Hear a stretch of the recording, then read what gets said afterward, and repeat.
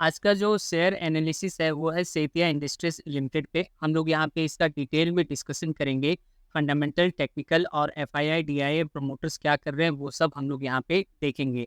तो यहाँ पे हम लोग सबसे पहले देख लेते हैं कि यहाँ मार्केट को क्या कैसे सरप्राइज किया।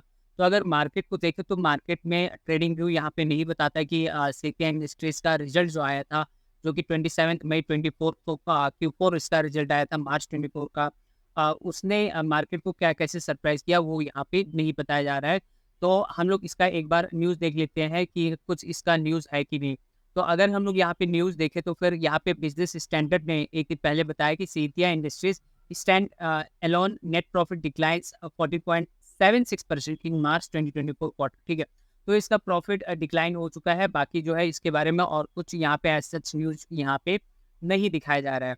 तो चलिए ठीक है, यहाँ पे हम लोग सेठिया इंडस्ट्रीज़ का हम लोग सबसे पहले यहाँ पे फंडामेंटल एनालिसिस करेंगे और सेठिया इंडस्ट्रीज़ का हम लोग यहाँ पे जानेंगे कि यहाँ पे इसका फाइनेंशियल रिजल्ट जो आया वो क्या कैसा यहाँ पे आया।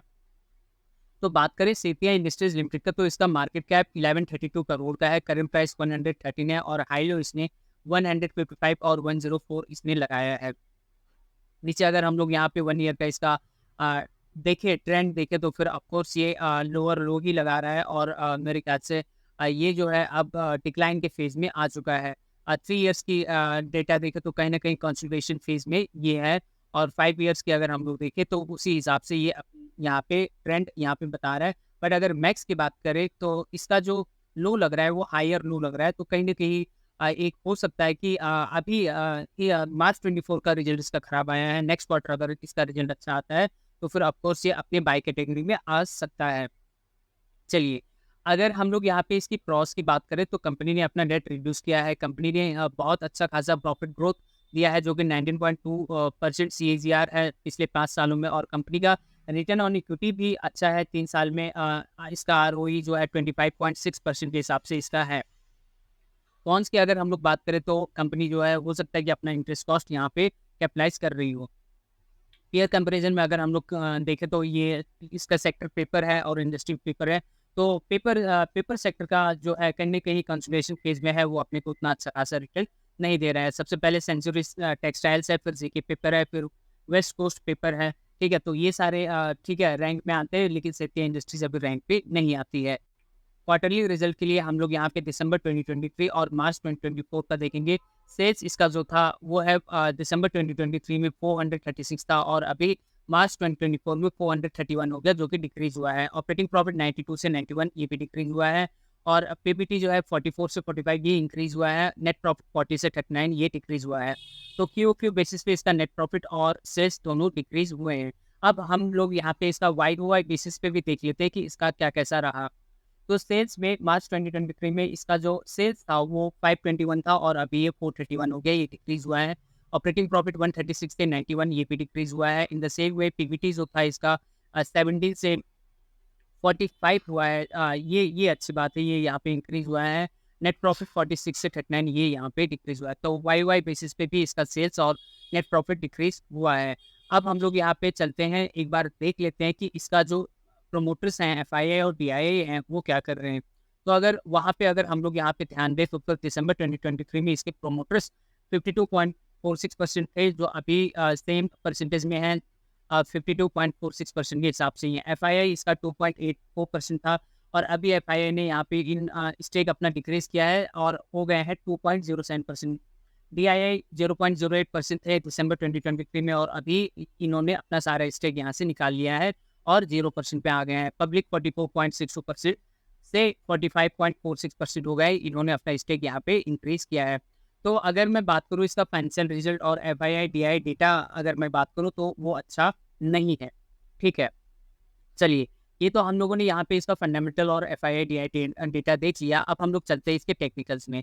टेक्निकल्स में हम लोग सबसे पहले मंथली टाइम फ्रेम पे जाएँगे और वहाँ पे देखेंगे कि इसका टेक्निकल्स क्या कैसे बता रहा है।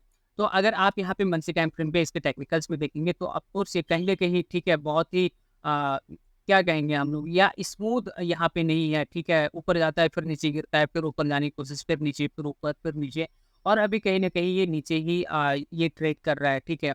तो ये भी डाउन ट्रेंड में ही है अभी। और अगर हम लोग यहाँ पे वीकली टाइम फ्रेम पे देखें तो वीकली टाइम फ्रेम पे ऑफ कोर्स यहाँ पे ये डाउन ट्रेंड ही लगा रहा है और ये अपनी 200 वीकली टाइम फ्रेम पे, ठीक है, ये जो ब्लैक लाइन आपको दिख रहा है ये 200 SMA है, ठीक है, और ये वीकली टाइम फ्रेम पे यहाँ पे आके कहीं ना कहीं ये टच कर रहा है।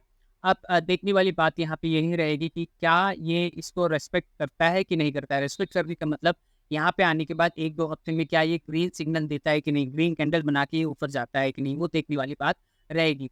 अब हम लोग यहाँ पे अगर इसका डेली टाइम फ्रेम पे देखें तो फिर आपको यहाँ पे डेली टाइम फ्रेम पे बहुत ही अच्छे से दिख रहा होगा कि ये अपने 200 DMA से नीचे है और ये अपने 50 DMA से भी नीचे है। और एक बात अगर आप यहाँ पे नोटिस करेंगे तो जब जब ये अपने 50 जो कि ये रेड लाइन है 50 DMA को जाके टच करता है, फिर वहीं से वो रिवर्स होके नीचे गिर जाता है।